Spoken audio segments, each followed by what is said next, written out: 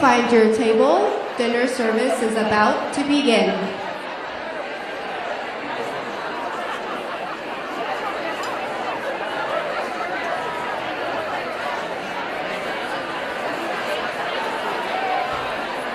Please find your table. Dinner service is about to begin.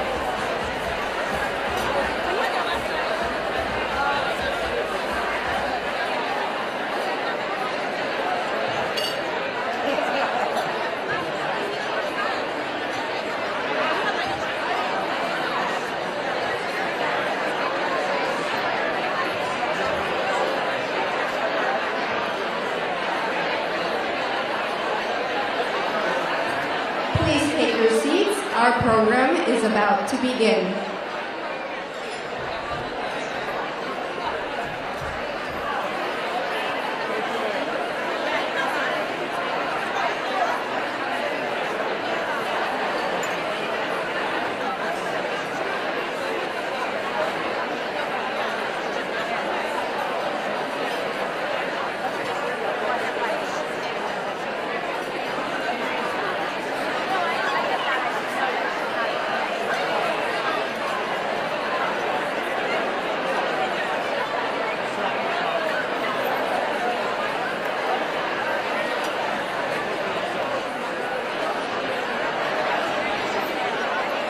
Please take your seats. Our program is about to begin.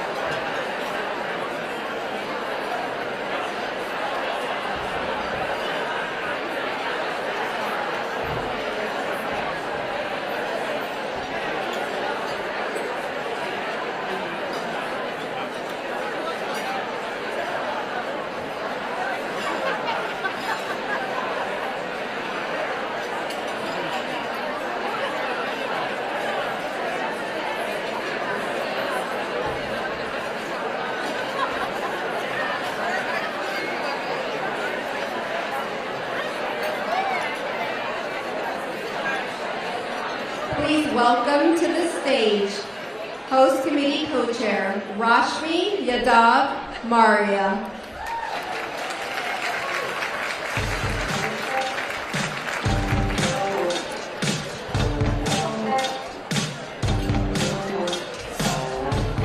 Good evening, everyone. I'm Rashmi Yadav Maria, and I am thrilled to be the first to welcome you tonight. I'm a former National Board Chair, a current Advisory Board member, and along with Dale Schrodel, proud co-chair of tonight's 20th anniversary Gala. Tonight we're honoring Emerge's past, championing our present, and sharing a bold, inspiring vision for the future.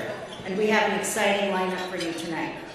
You'll hear a special message from Governor Hobbs, and we'll also be joined by former Congresswoman Abigail Spanberger, who's on the ballot for Governor of Virginia this year. You'll hear from this year's Cecile Richards Impact Award recipient, Michigan State Senator Mallory McMorrow, who is launching her campaign for the U.S. Senate in 2026. And we're proud to honor this year's Kamala Harris Trailblazer Award recipient, New Mexico State Senator Cindy Nava. We'll also spotlight two inspiring emerged women running in special congressional elections this year, former Houston City Council member Amanda Edwards and Arizona's very own Deja Fox. And of course, we are going to hear from the original emerged woman, Vice President Kamala Harris.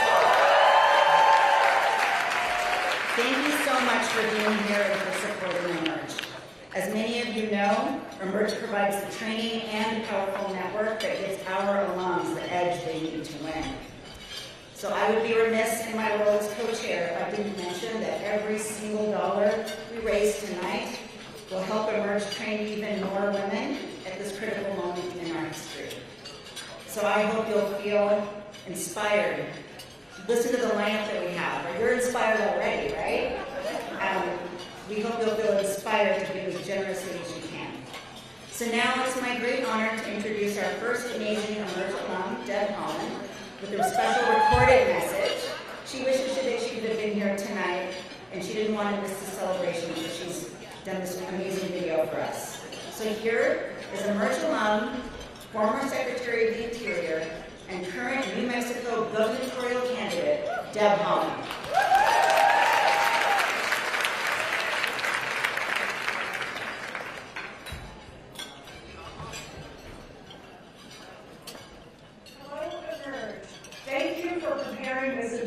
Along with the mentorship and programming you provide for our nation's future leaders.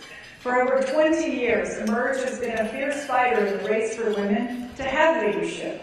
You have supported and empowered us in positions ranging from the local school board to the U.S. Senate, and yes, even the President's Cabinet.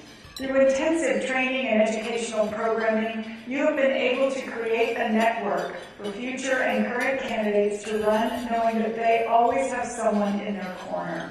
I am an alum of the first Emerge New Mexico class. Little did I know that by going through the program, I would have the tools to break many state and national barriers that women have faced for generations. During my time, I gained the unparalleled knowledge and experience to help candidates and my own candidacy. This program truly empowered me, and I gained a network of fierce women who are all working to support each other. Since then, I served in many positions, from chair of the New Mexico Democratic Party to U.S. representative for my state's 1st Congressional District, all the way to serving as the U.S. Secretary of the Interior. Now I'm running to be the next governor of New Mexico. But it's not me. Emerge has helped flip New Mexico State House to blue and turn other state houses pink. And now a majority of the legislators elected in New Mexico are women. Emerge has truly changed the game. Their comprehensive curriculum not only offers support and campaign strategies, but they've gone the extra mile to ensure that they are partnering with local communities to understand what will and won't work. We've seen just how effective their efforts have been. I mean, look at everyone in this room.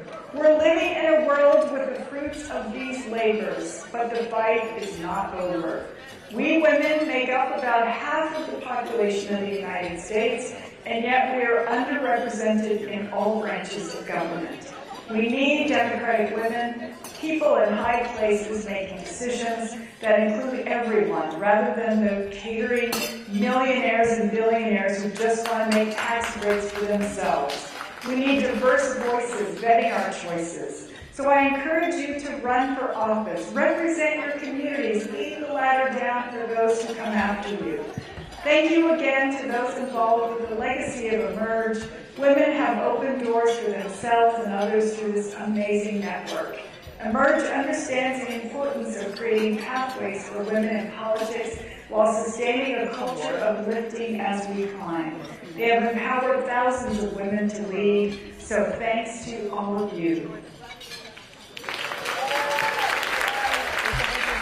Please welcome Host Committee Co-Chair Del Stradell.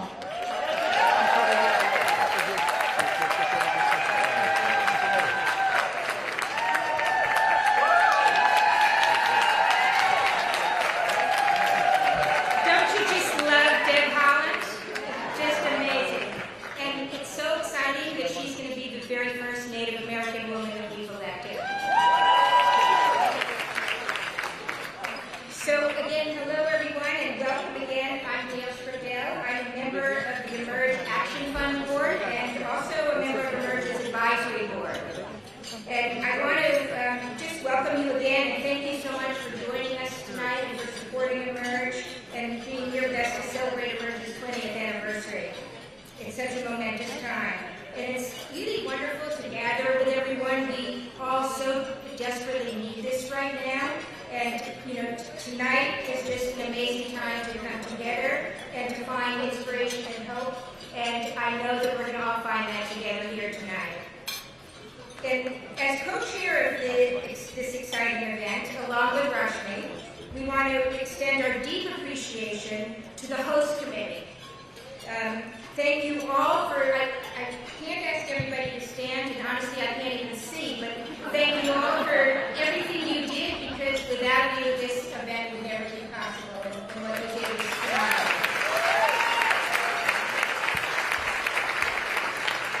So many of us have been celebrating Emerge together for 20 years. And all of the long-timers who are here, and there are many of them, you know how this all began. It all started here in San Francisco.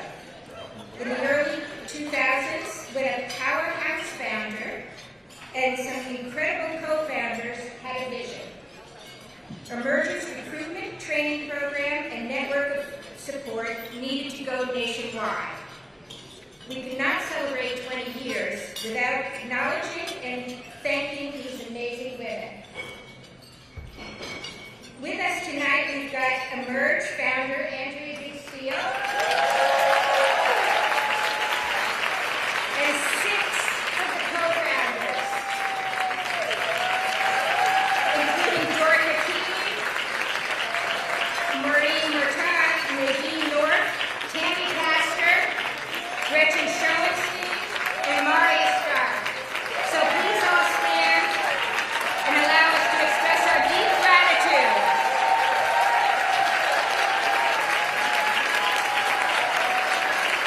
Thank you all so much for your incredible leadership. Your vision is of what was possible back then, and your hard work and dedication in bringing Emerge to life blazed the path that's led us to tonight. And we are so grateful for that. Celebrating 20 years of building the largest network of women elected officials and candidates and transforming the face of government.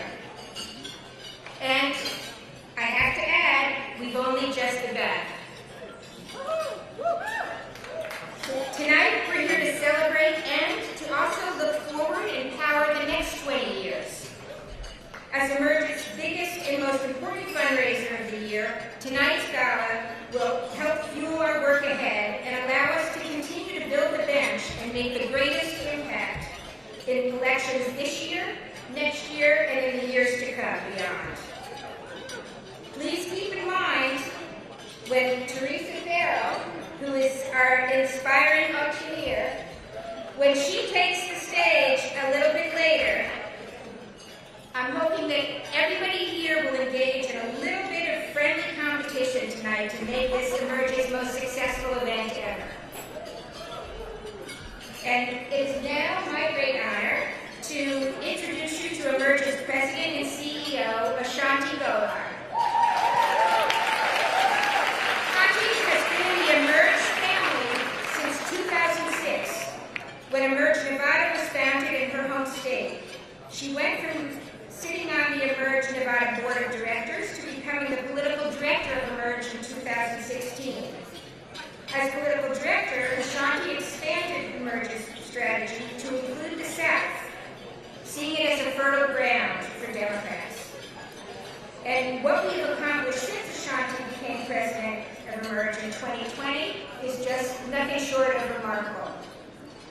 Ashanti led the organization in pivoting to center women of the new American majority in this work.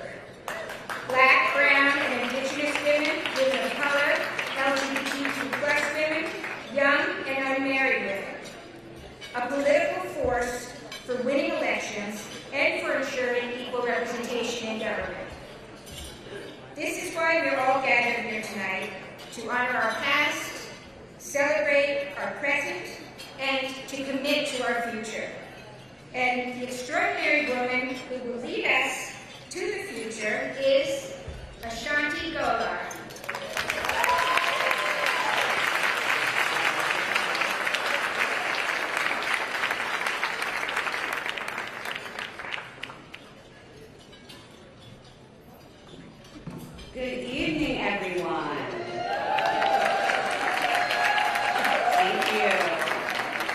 Thank you, Dale, so much for that kind introduction and all of your work. Thank you, Maria, for also co-chairing this event.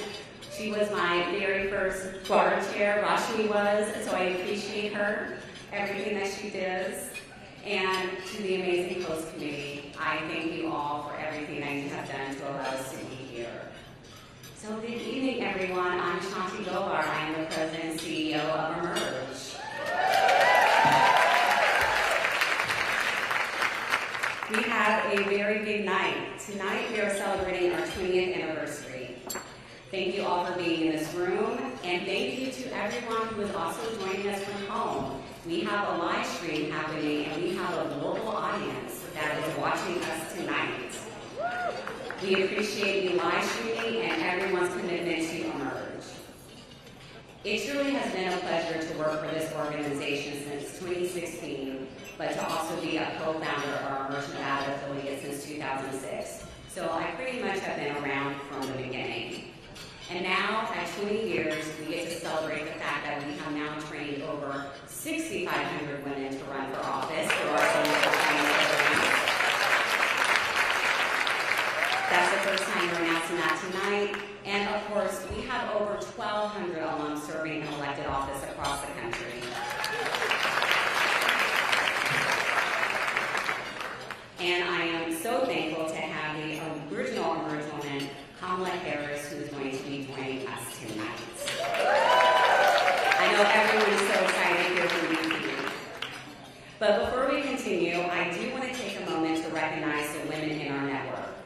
Would all of the Emerge women in office please stand to be recognized?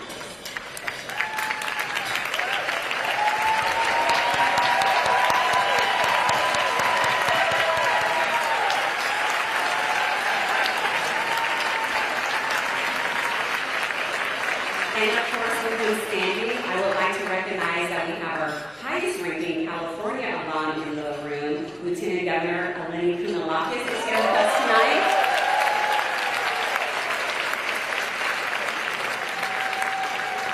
And perhaps you're not an alum, but you are a FOE, friend of Emerge. And I am looking at former Congresswoman Katie Porter, and of course,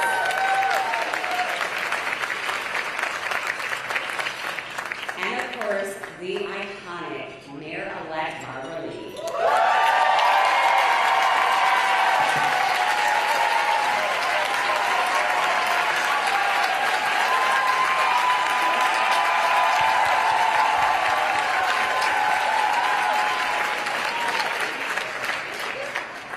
And I really appreciate him being here tonight. Our new DNC Chairman, Ken Martin, is joining us.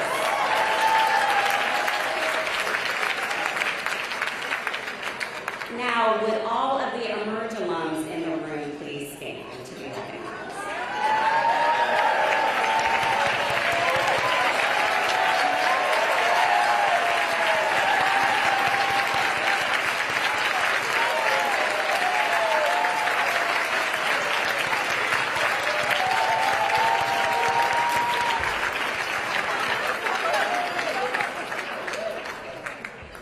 To our National Board leadership, you have allowed us to usher in a new era of Emerge, where we center women of the new American majority, and I am thankful for your support every day.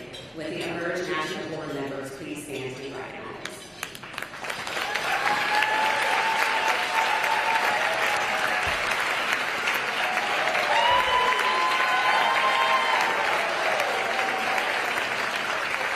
We also have several of our advisory board members in the room. Would they please stand to be recognized? Rashmi, Dale, we have Gretchen. So many of you. And of course, I do not do this work alone.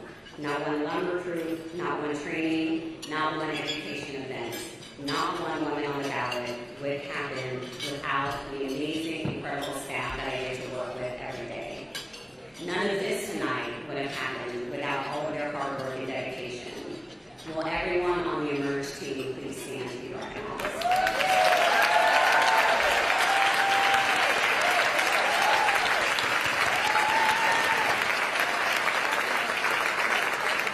And with that, I would like to take a moment to recognize our longest-serving Emerge employee, our Chief Operating Officer, who is celebrating 15 years at Emerge, Alicia Woodward-Wilson.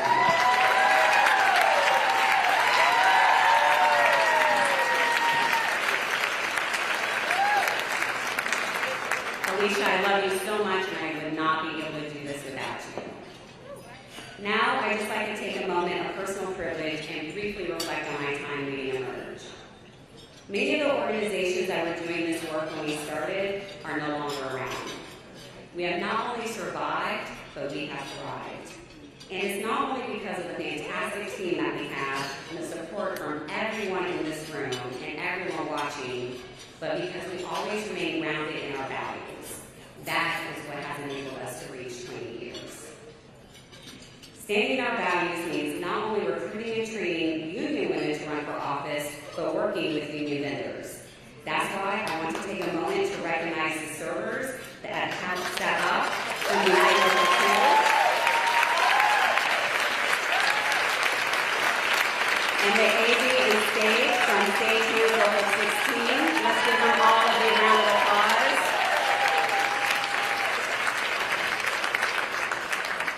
I'm very fortunate to do this job during this time because our women in office continue to inspire me every day. And it's an honor to lead our team of women across the country, training and developing the next generation of leaders in our country.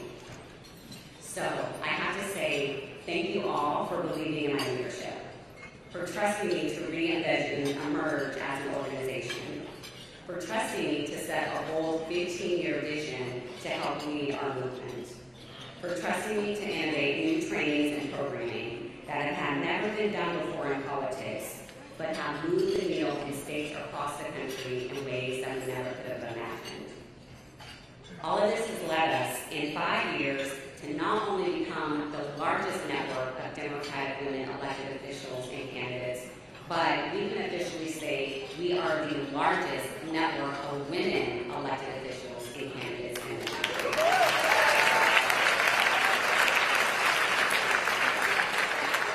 Now, I'm excited to introduce our first conversation of the night. You're going to hear from some of our great Emerge women.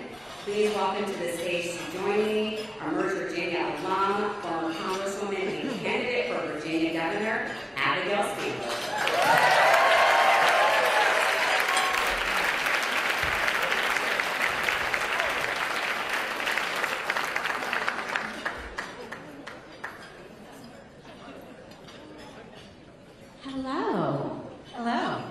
So excited to have you here. So the first time you were at an Emerge event out here in San Francisco, it was after you had won your first race for Congress, which is extremely exciting. So I know a lot of us know you, but please give your formal introduction and tell everyone why you're such a badass. Well, and I think for that event, Deb Haaland and Lauren Underwood and King Schreier. We have Lucy McGrath, Deb Haaland. You're part of the original Emerge caucus in Congress, which was 5 back in 2018 and now is 13 in 2025. Well, so I first found out about Emerge because of my mother. So my mother did one of the first Emerge classes in Virginia, the consummate advocate.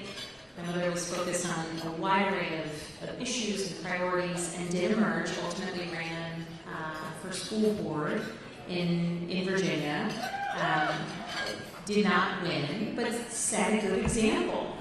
And so it was fun for a time to see my yard signs with my mom's name on it. And at the time, I was a CIA officer. I was undercover in that role.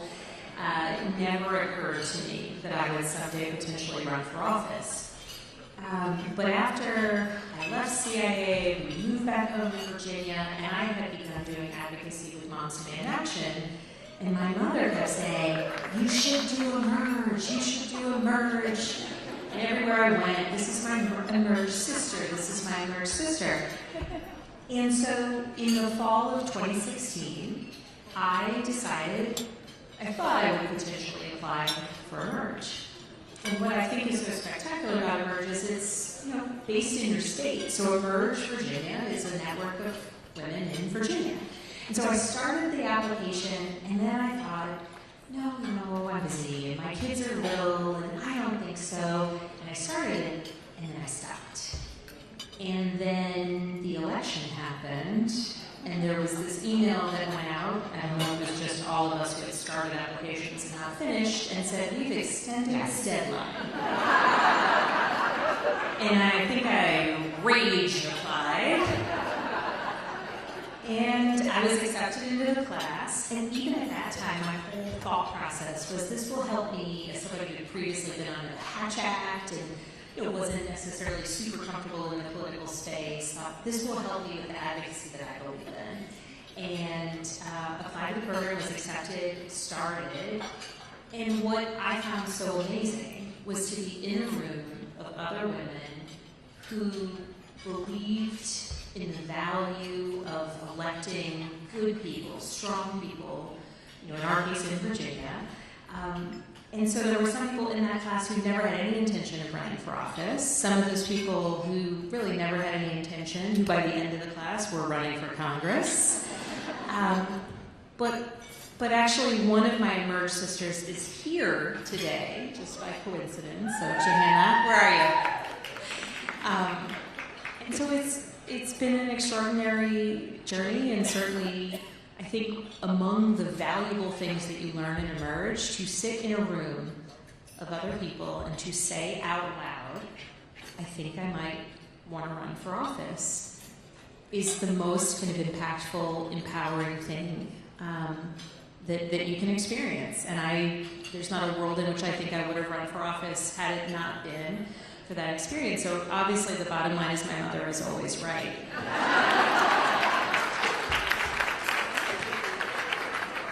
So from Congress to governor, your race is this year, and congratulations, because you just secured the Democratic nomination, so it's official.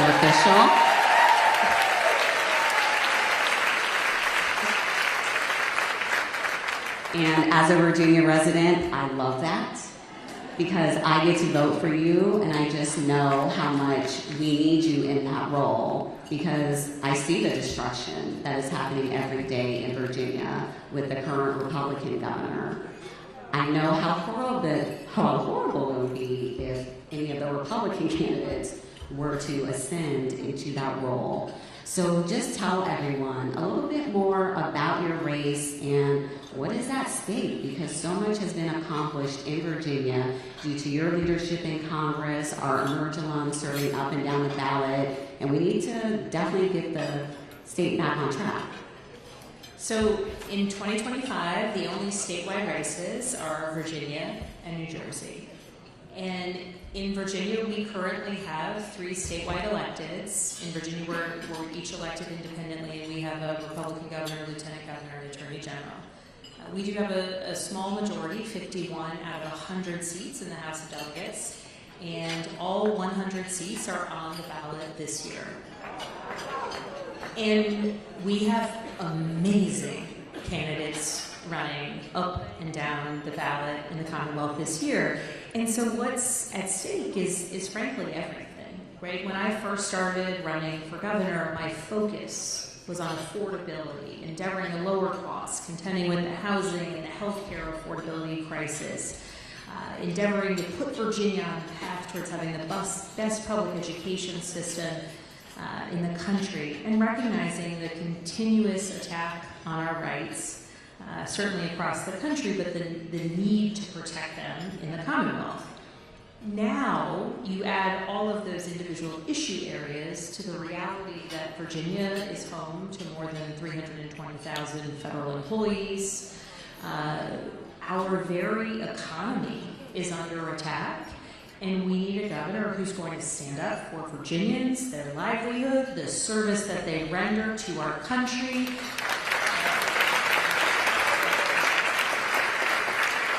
Recognizing that the federal employees we're talking about, they're researchers at the NIH, they're nurses at the VA, right? They are USDA employees who are supporting farmers and producers across our Commonwealth.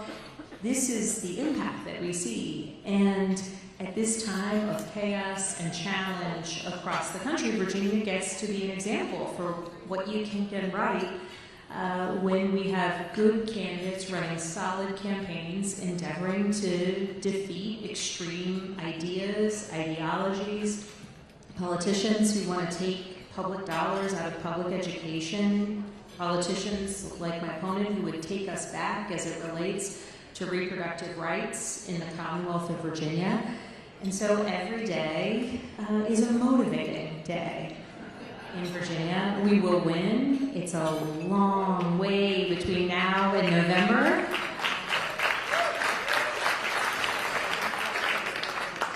But we're clear-eyed about the challenge before us, and I know that we can and we will flip the governorship, the lieutenant governorship, the attorney general.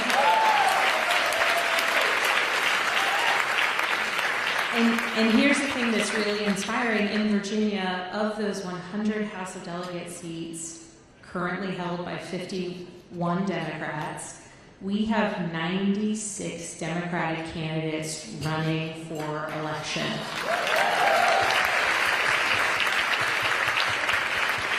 In the bluest of the blue, and the reddest of the red, and everywhere in between, we have people who are standing up, who want to represent their communities, who recognize that this year is the year that across the Commonwealth of Virginia, it's the year to stand up for the policies and the people of our Commonwealth. And I know that we will do right, certainly by Virginians, but we will make an extraordinary example that I hope other states will follow in 2026.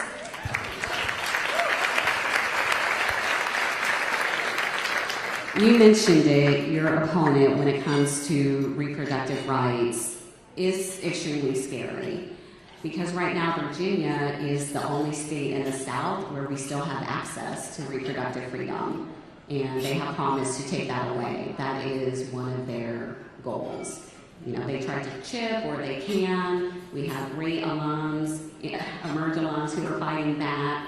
But just tell us a little bit more about that, because it is going to be extremely scary when you look at a map and you look at the South, and millions of women will not have the ability to control their own body. Virginia is the only state in the South that, since the Dobbs decision, hasn't further restricted abortion access. And the clapping goes to the state Senate, who, with a majority of 21 out of 40, blocked a bill that, before we got the majority back in the House of Delegates, blocked a bill that would have restricted abortion access in Virginia, that we know the governor would have signed, that my opponent was in favor of. That 21 out of 40 number is the reason that we were able to hold that back in Virginia. We're now in the process of putting forth a constitutional amendment. In Virginia, it's a multi-year process. We're in the first year out of 3 in order to get a constitutional amendment enshrining access to reproductive health care. But notably, the General Assembly took up a bill that would just make clear through legislation that access to contraception is guaranteed in Virginia.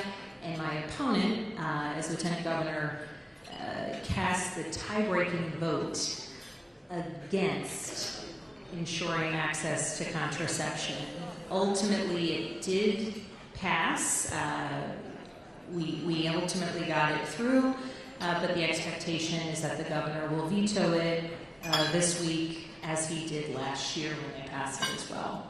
So it's serious. The rights, certainly, of reproductive freedoms in Virginia. We've also, under our last Democratic governor, made it more straightforward to cast a ballot. We have 45 days of early voting, which is essential to people being able to access the ballot, cast their vote, make their voices heard.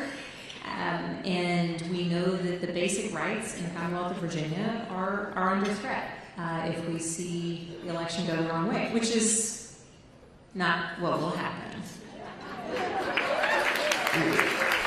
We are so lucky to have you step stepping up to run for governor. We have another Emerge alum, Shannon Taylor, stepping up to run for AG in Virginia.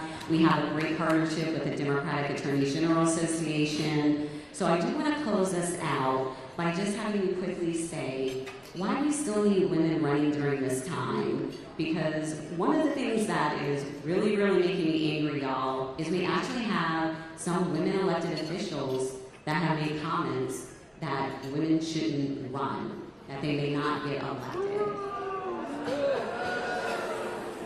Y'all say it's not me, but it's unfortunately real. So at Emerge, we're always here to do this work, we're committed to this work. What would you say to those women who are thinking about running for office? Do it. Run. And the sort of most consequential piece of it is being able to utter those words, I think I want to run for office. I'm going to run for office. I am running for office. And I'm running for governor. I love my wonderful Commonwealth. So I'll center my answer on Virginia. The women who are running to flip seats in the House of Delegates, and so many of the candidates who have been elected in recent years, and frankly some of the steadiest voices in our General Assembly are women, powerful women who bring their experiences to the legislature every day. And in 2025, I'll just name a couple. Kimberly Pope Adams is a woman who ran for the House of Delegates and lost by, I believe it was 53 votes in 2023. She's an unbelievable candidate. She's a single mom. She is an auditor and gives this incredible speech that makes me feel like, oh my gosh, we need auditors in the General Assembly. Lily Franklin, who is running in Southwest Virginia, who, when she ran in 2023, frankly speaking, lots of people said she's too young, it's a red area, no way will she win. And I went and campaigned with her a ton, and I was telling everyone, this woman can win because she brought energy, urgency, and passion to the community that she was of and the community she wanted to serve. And in the end, she came up 183 votes short. This year, she will win. And when she does, she will be bringing the voices of some students at Virginia Tech, which she'll represent a portion of them, but importantly, farmers and producers in our agricultural communities in a portion of Southwest Virginia. She'll bring those voices to Richmond. And Leslie Mehta, who, my last example, though I could go on because there's so many incredible women, she ran for Congress last year in the 1st District. Came up short, but man, oh man, when she was considering running again, people said, well, you ran for Congress. Why wouldn't you run for Congress again in 2026? And she came to me and she said, I just want to serve.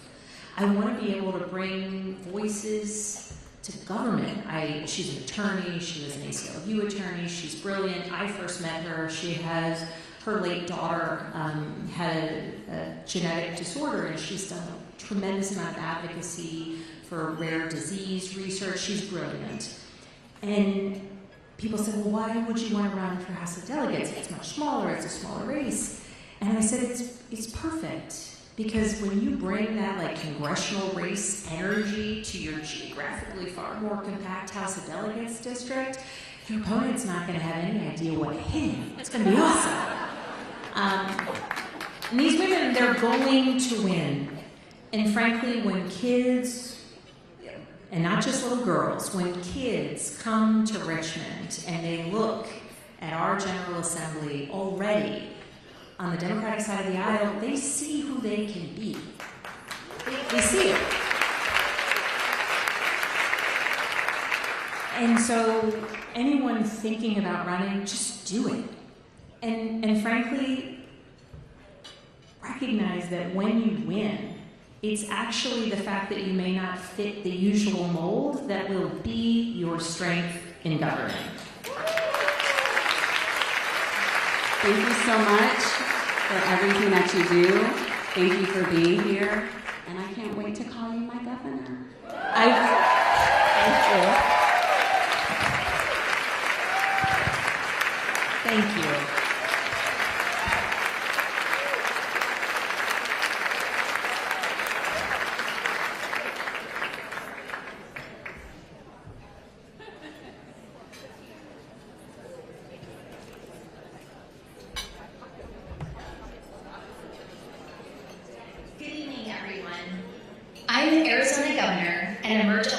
Katie Hobbs, and I'm excited to celebrate Emerge turning 20 with all of you. Since its founding, Emerge has been on the front lines of transforming our elected offices by creating a network of sisterhood for Democratic women and inspiring the next generation of leaders. I was recruited into the inaugural class of Emerge Arizona, where I realized that if you can't change policy, you have to change the people making the policy. I started volunteering for local campaigns. I became active in my local Democratic Party, and I knocked on hundreds of doors in my community. That experience with Emerge gave me the confidence and tools to launch my own campaign for the Arizona State Legislature. In 2010, I ran for the State House, and I won. Since then, I haven't lost an election, and I haven't stopped fighting for Arizonans, as minority leader in the State Senate, as Secretary of State, and now as Governor. I'm so proud of how much we've accomplished for everyday Arizonans in the last 2.5 years. From canceling $2 billion in medical debt for over 1 million Arizonans, to providing down payment assistance so that more Arizonans can live the American dream and buy their first homes, to protecting reproductive freedom from extremists by repealing the dangerous 1864 abortion ban and enshrining abortion rights into the Arizona Constitution. Working together, there's nothing human power can do. So congratulations to Emerge. And thank you so much for all of you watching tonight who support this organization. Without you, Emerge Women in Office couldn't do what we do. Here's to another powerful 20 years. Please welcome Emerge board member Gretchen Sisson. Hello everyone. My name is Gretchen Sisson and I'm a proud Emerge board member, an author, an abortion researcher, and a friend and mentee of the incomparable Cecile Richards.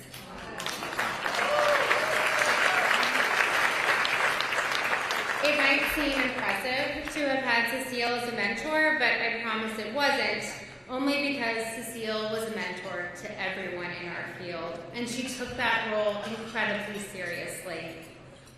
She always showed up for the next generation of leaders and thinkers in the abortion access and reproductive justice movements. She showed up with advice, with her network, and with a shared purpose and moral clarity around the work that needed to be done. She was a fearless executive, and she was a movement builder, because while she was undoubtedly a once-in-a-generational messenger, she also deeply cared about getting stuff done. And I know I'm introducing a woman from Michigan, so I could say something else, but we're going to stick with stuff for right now. Which brings me to tonight's recipient of the Cecile Richards Impact Award. As we've seen in the last 2 cycles, a lot of politicians want to run talking about abortion access. But not everyone actually wants to govern on abortion access when it comes time to deliver for voters. But in Michigan, Senator Mallory McMorrow and her colleagues decided not just to promise, but to deliver just that. After Michiganders passed a ballot initiative to protect abortion access, the Senate followed that up with the Reproductive Health Act that repealed the 1831 abortion ban, repealed the targeted regulation of abortion provider laws. You all might not know what those are. I am happy to talk in more detail than you want after the program. They repealed a law that forced patients to buy a separate insurance rider to access abortion care. And they ensured that students in their public university had access to accurate reproductive health information. These are the types of policies that not only make reproductive choice possible, but make abortion access real. And these are the type of policies that Americans need, implemented by the leaders they deserve, and they are the policies that Mallory McMorrow is going to fight for at every level of office. Mallory, I am so proud to present you the Cecile Richards Impact Award, and I know Cecile will be very proud to have you receive it. Thank you so much for fighting for us.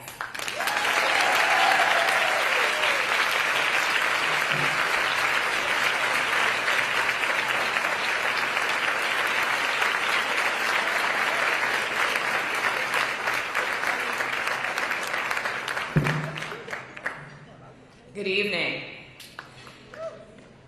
I'm so proud to be here tonight, and I want to tell you a little story. A video went viral the day after the 2016 election. It was middle school students chanting, "Build that wall," at a Latina student.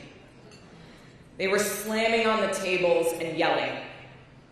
That was at Royal Oak Middle School, which was my polling place the day before, where I stood in line hoping to end Trump's hopefully brief journey into politics by electing our first woman president.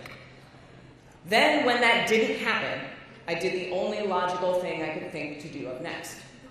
I Googled how to run for office.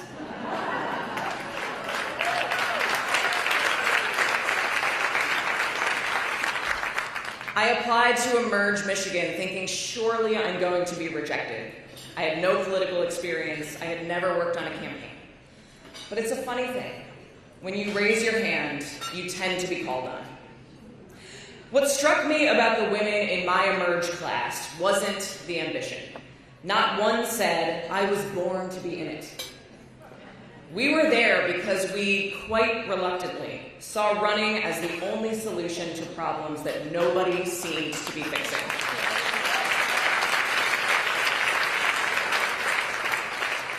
A black woman in her 70s from Detroit said she'd lived through the '67 riots and had never seen things as bad as they were today. A child care center director watched as women were demoralized and resources were cut. A scientist was horrified by the anti-science, anti-fact rhetoric coming from politicians like Donald Trump. And as for me, I wanted to believe in an American dream where decency matters, where everyone feels seen and heard, where our creativity and hard work mean that we are limitless.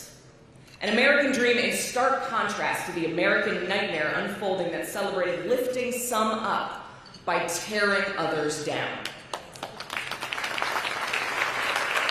In 2018, I took on a Republican incumbent whose father had served in Congress for 16 years and who had won his last election by 16 points. With an all-woman team, we beat him by 4 points.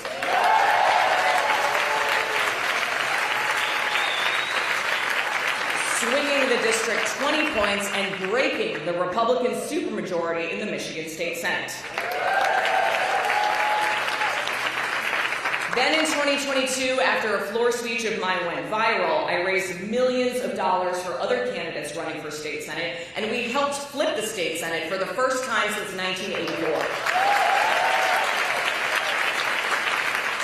And when we took that power, we weren't afraid to use it. We got to work. Repealing Michigan's 1931 abortion ban, passing gun violence prevention measures, universal school meals, building thousands of new housing units, canceling medical debt for tens of thousands of Michiganders, expanding childcare, and so much more.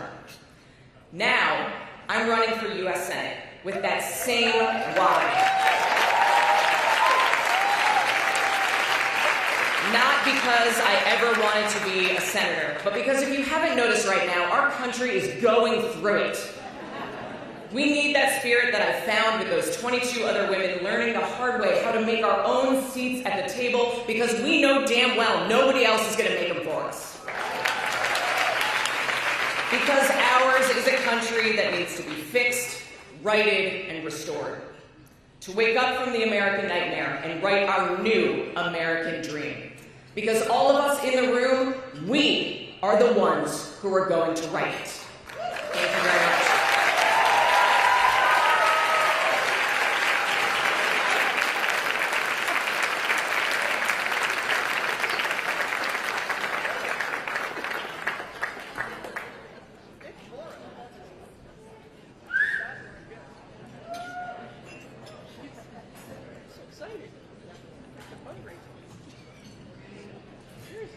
Congratulations, Mallory, and thank you so much, Gretchen, one of my amazing board members.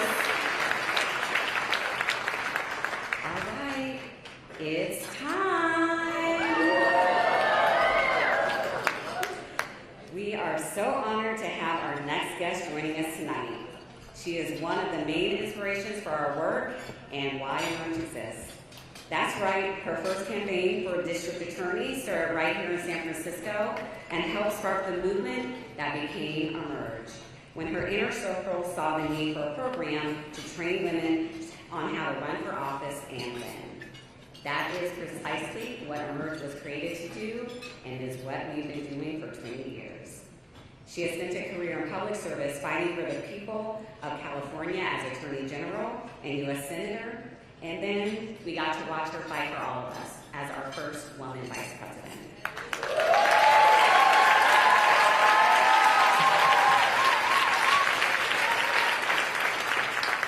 I think we all know who I'm talking about. She is the original Emerge woman, the one and only, our 49th Vice President of the United States, Kamala Harris.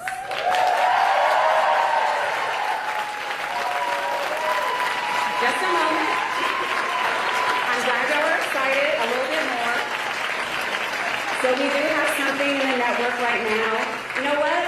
Madam VP, they don't want to hear from you. They want you to come on out.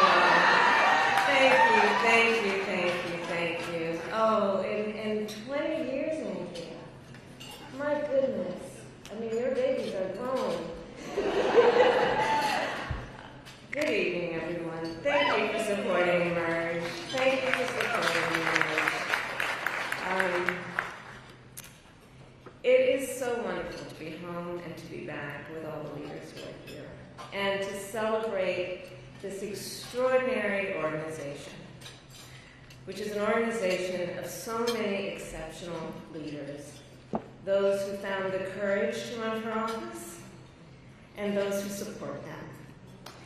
Emerge, I will say something you know. Throughout my entire career in life, I have always believed in the ideals of our nation.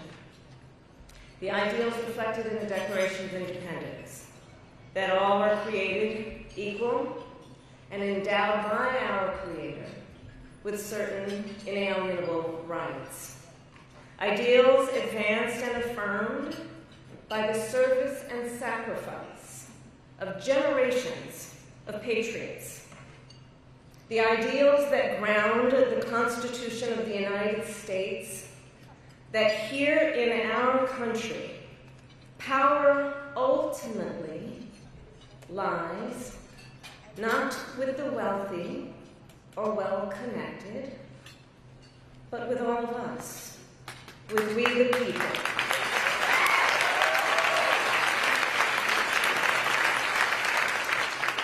Now, of course, I recognize that America has never fully lived up to these ideals, that for all the gains we've made, the American dream has for decades been slipping further out of reach for so many. And that the American people deserve leaders who make their lives better and make our country stronger. But sadly, we have seen quite the opposite over these past few months. Now, I know tonight's event happens to coincide with the 100 days after the inauguration, and I'll leave it to others to give a full accounting of what has happened so far. But I will say this.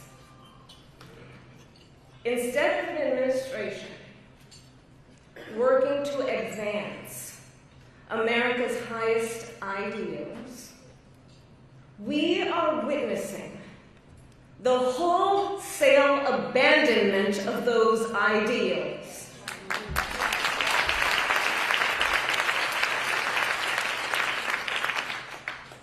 And what we are also seeing in these last 14 weeks is Americans using their voice and showing their courage. We all know President Trump and his administration and their allies are counting on the notion that fear can be contagious. They are counting on the notion that if they make some people afraid, it will have a chilling effect on others. But what they're overlooking, what they have overlooked, is that fear is not the only thing that's contagious. Courage is contagious.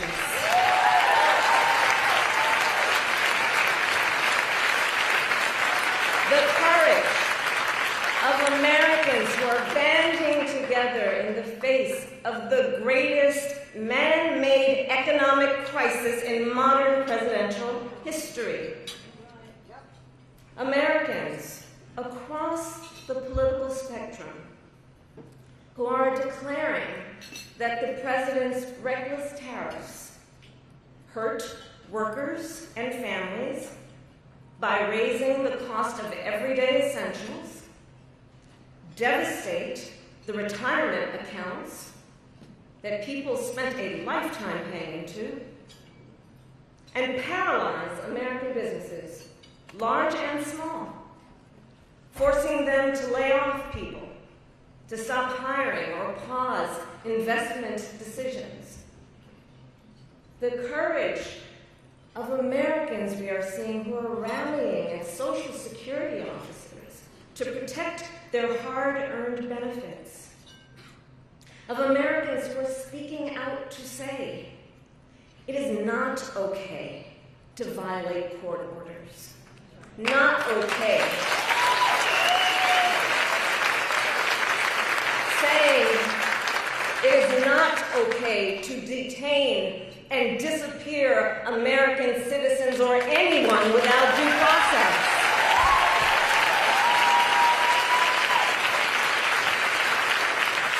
The courage of judges to uphold the rule of law in the face of those who would jail them. Of universities that are defying unconstitutional demands that threaten the pursuit of truth and academic independence.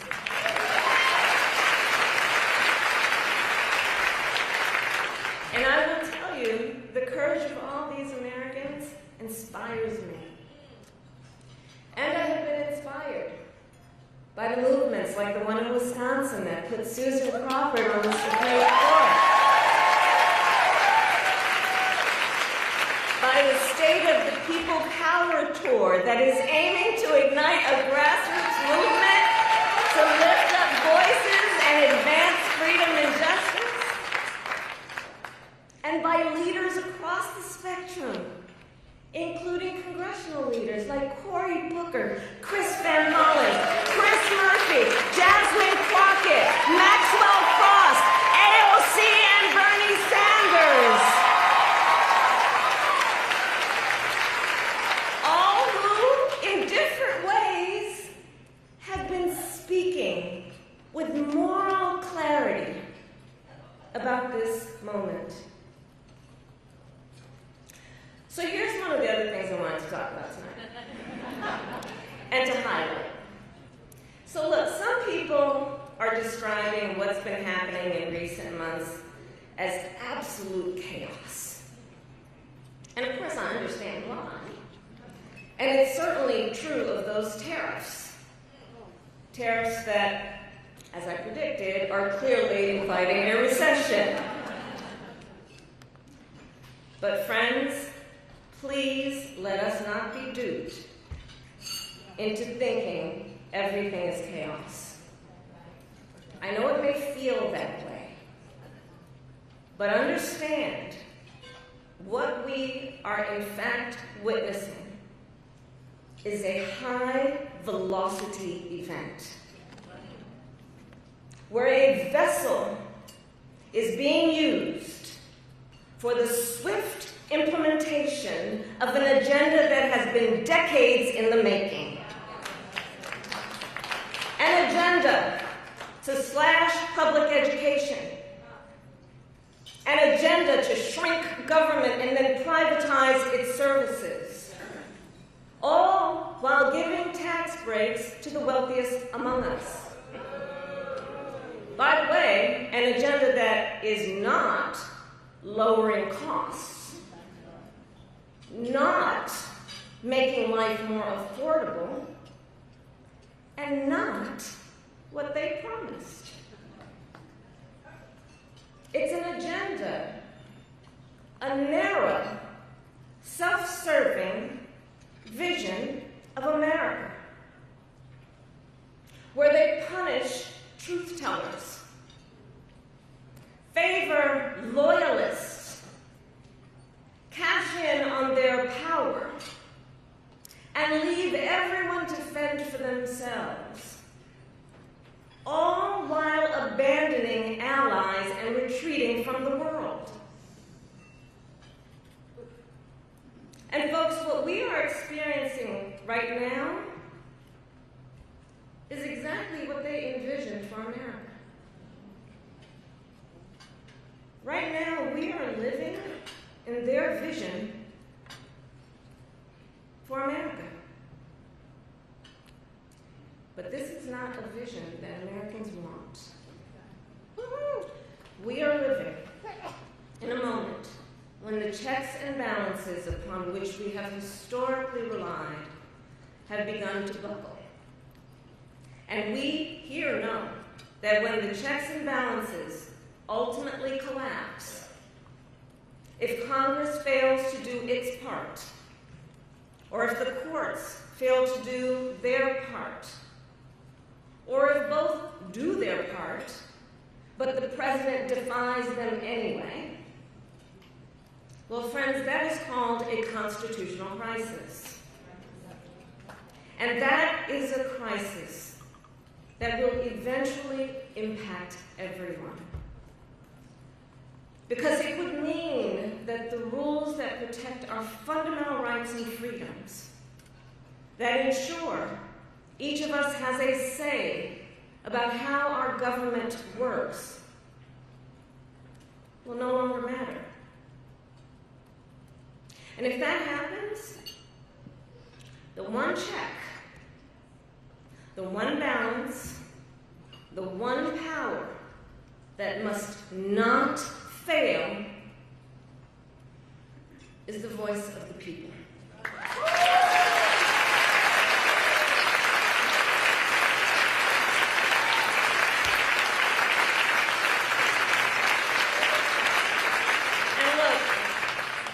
Look, right now I know a lot of folks are wondering what's going to guide us through this moment.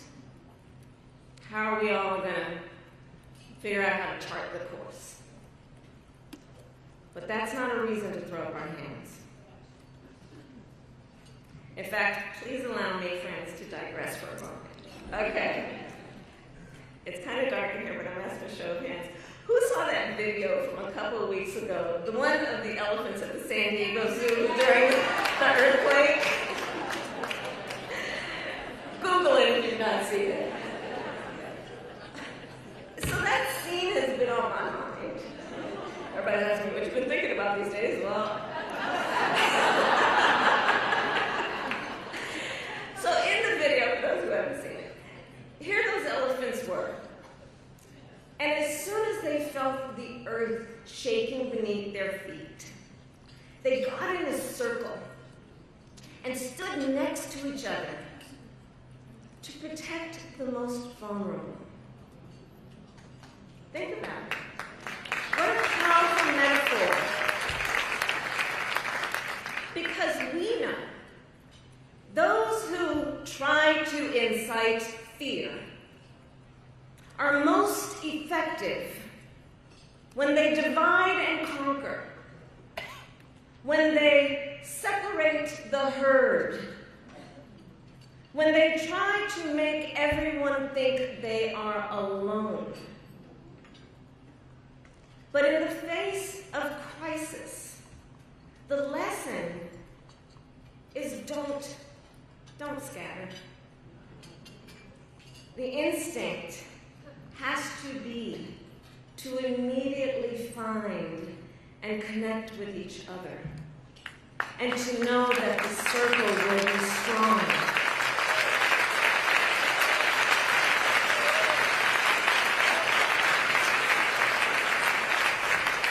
So I'll end with this. I am not here tonight to offer all the answers, but I am here to say this. You are not alone, and we are all in this together. And straight talk, things are probably going to get worse before they get better. But we are ready for it. We are not going to scatter. We are going to stand together, everyone a leader, and emerge. You have a special role to play. Organizing is as important as ever. Mobilizing is as important as ever. Running for office is as important as ever. So please, everyone here, please keep doing what you are doing. And to everyone, let's lock it in. Lock it in. Gear up for the hard work ahead. And please, always remember, this country is ours. It doesn't belong to whoever is in the White House. It belongs to you. It belongs to us. It belongs to we, the people. Thank you. God bless you, and God bless America. Thank you all.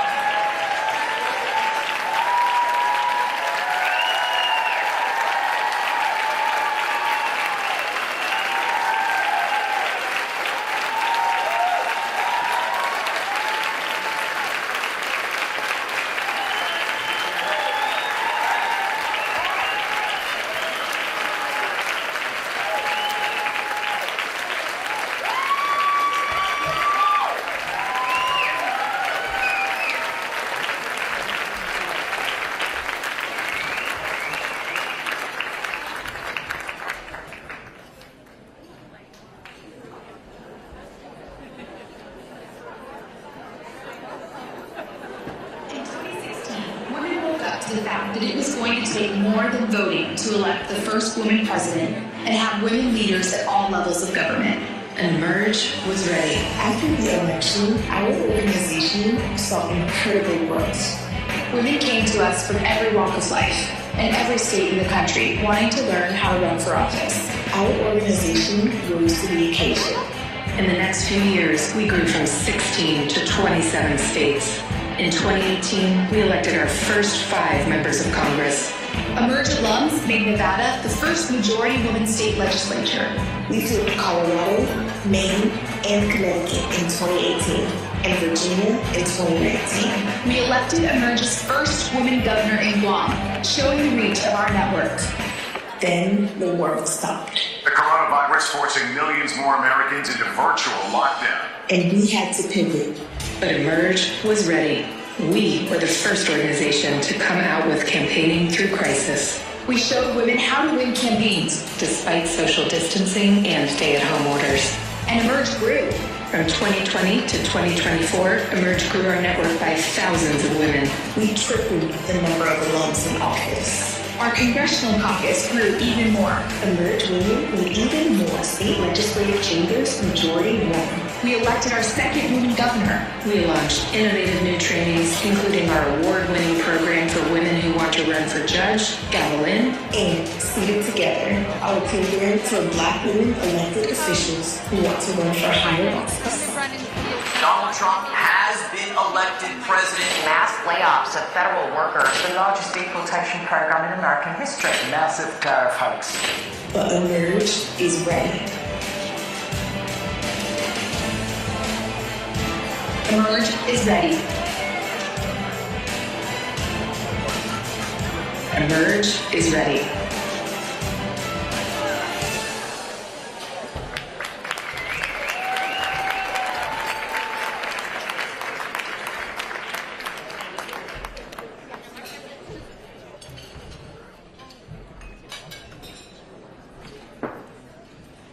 Good evening, everyone. I'm Teresa Farrell, and I'm your fundraising host tonight.